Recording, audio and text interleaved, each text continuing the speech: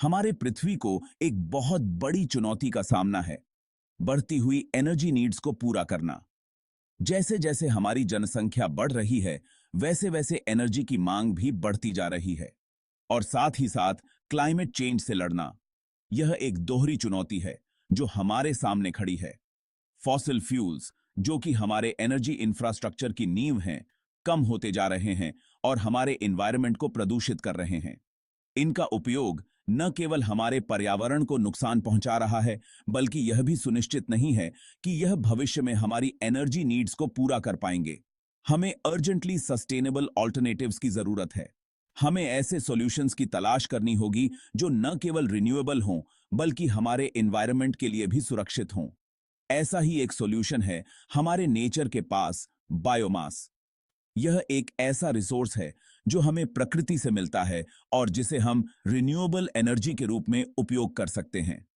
Biomass में कई तरह के ऑर्गेनिक मैटर होते हैं, जैसे कि लकड़ी, जो हमारे जंगलों से आती है, फसलों के अवशेष, जो हमारे खेतों से आते हैं, और जानवरों का कचरा, जो हमारे पशुपालन से उत्पन्न होता है। इसमें रिन्यूएबल और कार्बन न्यूट्रल एनर्जी सोर्स बनने की क्षमता है। यह न केवल हमारे एनवायरनमेंट के लिए अच्छा है, बल्कि यह भी सुनिश्चित करता है कि हम अपनी एनर्जी नीड्स को सस्टेनेबल तरीके से पूरा कर सकें। बायोमास गैसिफिकेशन एक ऐसी टेक्नोलॉजी है जो इस पोटेंशियल को अनलॉक करती है और इसे एक प्रैक्टिकल और उपयोगी एनर्जी सोर्स में बदल देती है। यह टेक्नोलॉजी ऑर्गेनिक वेस्ट को एक वैल्यूएबल फ्यूल सोर्स में बदल देती है। यह न केवल वेस्ट को कम करता है, बल्कि इसे एक उपयोगी रिसोर्स में बदल देता है। यह प्रोसेस बायोमास को यूज करने का एक क्लीन और इफिशिएंट तरीका प्रदान करता है, जो हमारे एनवायरनमेंट के लिए भी सुरक्षित है, जो एक ग्रीनर और मोर सस्टेनेबल एनर्जी फ्यूचर का रास्ता बनाता है। यह हमें एक ऐसा फ्यूचर दिखाता है जहां हम अपनी एनर्जी नीड्स को सस्टेनेबल तरीके से पूरा कर सकते हैं। आगे के सेक्शंस में हम बायोमास गैसिफिकेशन की फैसिनेटिंग दुनिया को और गहराई से जानेंगे और देखेंगे कि यह टेक्नोलॉजी कैसे काम करती है, और एक्सप्लोर करेंगे कि यह कैसे हमारे दुनिया को पावर देने के तरीके को रेवोल्यूशनाइज कर सकता है।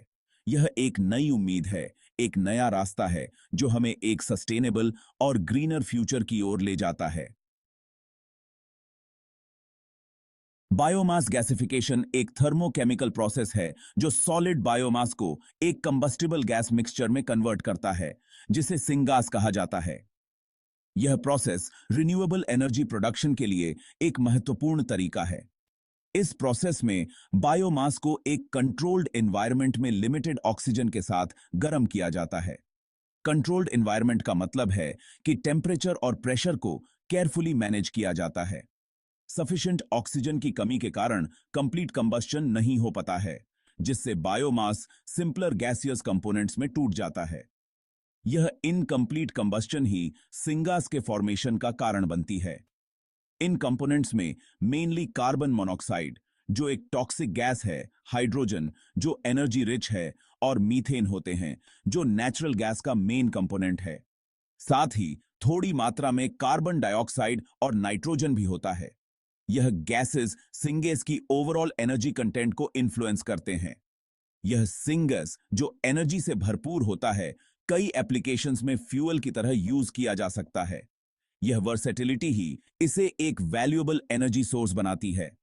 यह हीट और इलेक्ट्रिसिटी जनरेट कर सकता है, जो इंडस्ट्रियल और रेजिडेंशियल दोनों सेटिंग्स में उपयोगी है। इंटरनल कंबस्शन इंजन्स को पावर दे सकता है, जिससे ट्रांसपोर्टेशन और मशीनरी में इसका उपयोग हो सकता है, और केमिकल्स और फर्टिलाइजर्स को प्रोड्यूस करने के लिए फीडस्टॉक का काम भी कर सकता है। यह एग्रीकल्चरल प्रोडक्टिविटी को बढ़ाने में मदद करता है। इन एसेंस, बायोमास गैसिफिकेशन कचरे को एक वैल्यूएबल रिसोर्स में बदल देता है, जो फॉसिल फ्यूल्स का एक सस्टेनेबल ऑल्टरनेटिव प्रोवाइड करता है। यह प्रोसेस न केवल वेस्ट मैनेजमेंट में मदद करता है, बल्कि ग्रीन हाउस गैस इमिशंस को भी कम करता है। बायोमास गैसिफिकेशन का जादू 4 अलग-अलग स्टेजेस में होता है: ड्राइंग, पायरोलिसिस, ऑक्सीडेशन और रिडक्शन। हर स्टेज सॉलिड बायोमास को एक क्लीन और यूजेबल गैस में ट्रांसफॉर्म करने में एक इंपॉर्टेंट रोल निभाता है। फर्स्टली, बायोमास को ड्राई किया जाता है ताकि मॉइस्चर निकल जाए और उसे आगे के स्टेजेस के लिए तैयार किया जा सके। सेकेंडली, पायरोलिसिस होता है ऑक्सीजन की एब्सेंस में, जिसमें बायोमास टूटकर वॉलेटाइल गैसेस, चार और तार में बदल जाता है। थर्डली, ऑक्सीडेशन जोन में एक कंट्रोल्ड अमाउंट में ऑक्सीजन डाला जाता है जो कुछ वॉलेटाइल गैसेस को जला देता है। इस कंबशन से हीट रिलीज होती है जिससे गैसिफायर के अंदर का टेम्परेचर बढ़ जाता है और फाइनल स्टेज रिडक्शन स्टार्ट होता है। इस फाइनल स्टेज में बचे हुए वॉलेटाइल गैसेस और चार कार्बन डाइऑक्साइड और स्टीम के साथ रिएक्ट करते हैं जिससे डिजायर्ड सिंगस प्रोड्यूस होता है। जिससे घे section 4, types of biomass gasifiers, fixed beds and fluidized beds. In this section, we will delve into the intricacies of these two types of gasifiers, exploring their designs, functionalities, and applications in various industries. Biomass gasifiers कई designs में आते हैं। हर एक के अपने advantages और limitations होते हैं। ये डिजाइन्स अलग-अलग एप्लीकेशंस और ऑपरेशनल कंडीशंस के लिए टेलर्ड होते हैं, जिससे इंडस्ट्रीज को फ्लेक्सिबिलिटी मिलती है। दो सबसे कॉमन टाइप्स हैं फिक्स्ड बेड गैसिफायर्स और फ्लूइडाइज्ड बेड गैसिफायर्स। ये दोनों टाइप्स अपने यूनिक कैरेक्टरिस्टिक्स और ऑपरेशनल मैकेनिज्म्स के लिए जाने जाते हैं। फिक्स्ड बेड गैसिफायर्स में बायोमास रिएक्टर के थ्रू नीचे की तरफ मूव करता है और ऊपर की तरफ बहने वाले गैसिफाइंग एजेंट, यूजुअली एयर और स्टीम, के कांटेक्ट में आता है। इस प्रोसेस में बायोमास धीरे धीरे गैसिफाई होता है जिससे एनर्जी प्रोडक्शन होती है। ये गैसिफायर्स रिलेटिवली सिंपल और कॉस्ट इफेक्टिव होते हैं, लेकिन ये बायोमास के साइज और मॉइस्चर कंटेंट में वेरिएशंस के प्रति सेंसिटिव होते हैं। इसलिए इनका ऑपरेशन और मेंटेनेंस आसान होता है, लेकिन फीड स्टॉक की क्वालिटी पर ध्यान देना पीडीडीडी देता है। दूसरी तरफ फ्लूइडाइज्ड बेड गैसिफायर्स इनर्ट मटेरियल जैसे कि सैंड के बेड का यूज करते हैं जो गैसिफाइंग एजेंट के अपवर्ड फ्लो से फ्लूइडाइज्ड हो जाता है। इस प्रोसेस में इनर्ट मटेरियल बायोमास के साथ मिक्स होकर यूनिफॉर्म टेम्परेचर और एफिशिएंट गैसिफिकेशन इंश्योर करता है। बायोमास को इस फ्लूइडाइज्ड बेड में फीड किया जाता है जिससे बेटर मिक्सिंग और हीट ट्रांसफर इंश्योर होता है।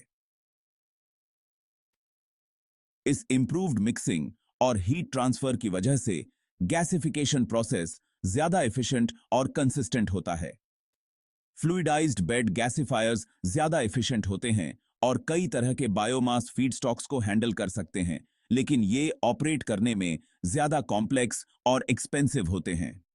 इनकी कॉम्प्लेक्सिटी और कॉस्ट के बावजूद इनका यूज उन एप्लीकेशंस में किया जाता है जहां हाई एफिशिएंसी और फ्लेक्सिबिलिटी की जरूरत होती है, जैसे कि लार्ज स्केल इंडस्ट्रियल ऑपरेशंस और डाइवर्स बायोमास सोर्सेज के साथ काम करना। Section 5, advantages of biomass gasifiers, a cleaner energy solution. Biomass gasifiers traditional biomass combustion methods के मुकाबले कई एडवांटेजेस ऑफर करते हैं जो उन्हें क्लीन एनर्जी प्रोडक्शन के लिए एक अट्रैक्टिव ऑप्शन बनाता है। एक इंपॉर्टेंट एडवांटेज यह है कि ये कई तरह के बायोमास फीड स्टॉक्स को यूटिलाइज कर सकते हैं, including agricultural residues, forestry waste और इवन म्यूनिसिपल सॉलिड वेस्ट। यह वर्सेटिलिटी फॉसिल फ्यूल्स पर डिपेंडेंस कम करता है और वेस्ट मैनेजमेंट को बढ़ावा देता है। एडिशनली, गैसिफिकेशन एक क्लीनर गैस प्रोड्यूस करता है जिसमें डायरेक्ट कंबस्टन के मुकाबले पार्टिकुलेट मैटर, सल्फर डाइऑक्साइड और नाइट्रोजन ऑक्साइड्स का इमिशन कम होता है। इसके अलावा प्रोड्यूस होने वाले सिंगैस को क्लीन और अपग्रेड किया जा सकता है इंप्योरिटीज को रिमूव करने के लिए, जिससे इमिशंस और कम हो जाते हैं। Biomass gasification traditional combustion methods के मुकाबले हायर एनर्जी एफिशिएंसी भी प्रोवाइड करता है, यानी कि सेम अमाउंट ऑफ बायोमास से ज्यादा एनर्जी एक्सट्रैक्ट करता है।